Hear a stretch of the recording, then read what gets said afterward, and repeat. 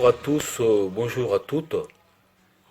Je m'appelle Sissoko Anjoumane, je suis le porte-parole de la coordination 75 des sans-papiers.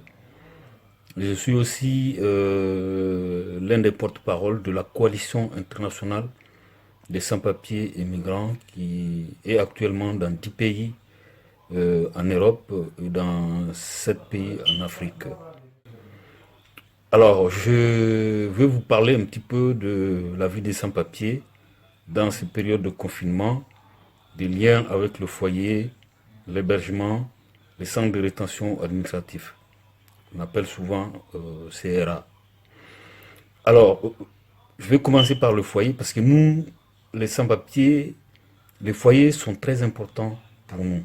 La question d'hébergement dans les foyers, c'est très important parce que c'est le lieu où les sans-papiers arrivés pour la première fois en France, dans son nouveau pays d'accueil, posent pour la première fois ses valises et c'est le lieu d'initiation à comment s'organiser pour se repérer dans la société française, comment faire les démarches et l'accès au papier, l'accès au logement, l'accès au travail, tout s'organise au foyer dans un premier temps. Donc pour nous, c'est très important que la vie des foyers, nous sommes liés, la lutte que les foyers mènent, notamment pour garder ces acquis, ça nous concerne, c'est notre lutte aussi. Et plus ils sont en difficulté, plus les sans-papiers seront aussi en difficulté.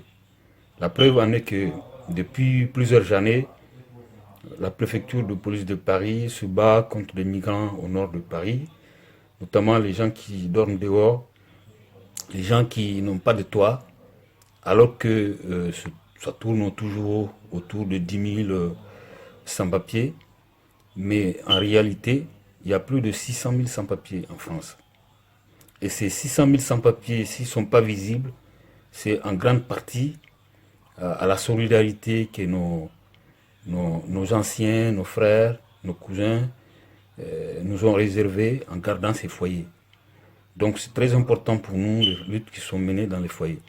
Ensuite, les centres de rétention administrative, c'est un lieu où les sans-papiers sont parqués et en même temps confinés dans l'état actuel du problème sanitaire. Donc aucune barrière de sécurité ne peut être appliquée et l'État ne fait pas de tests systématiques. Les gens sont abandonnés à eux-mêmes. Donc, raison pour laquelle nous, avec la marche de solidarité, nous appelons à une manifestation le 30 mai où nous revendiquons le test systématique dans des foyers avec des structures indépendantes de l'État et aussi des gestionnaires du foyer pour que ça puisse avoir une certaine confiance et de confidentialité avec les migrants qui sont dans les foyers qui ne sont pas en situation régulière.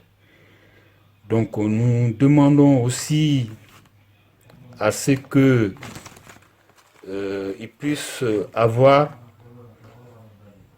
des distributions massives de gants, de masques, de gel dans tous les foyers.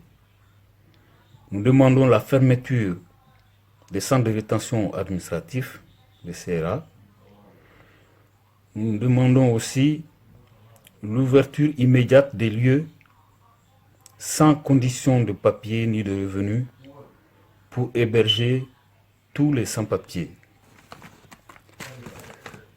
Nous demandons aussi la suspension des loyers pendant toute la durée du confinement, mars, avril et mai, la régularisation immédiate et inconditionnelle de tous les sans-papiers avec accès aux revenus sociaux,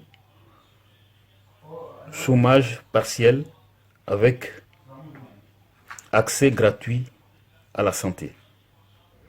Donc,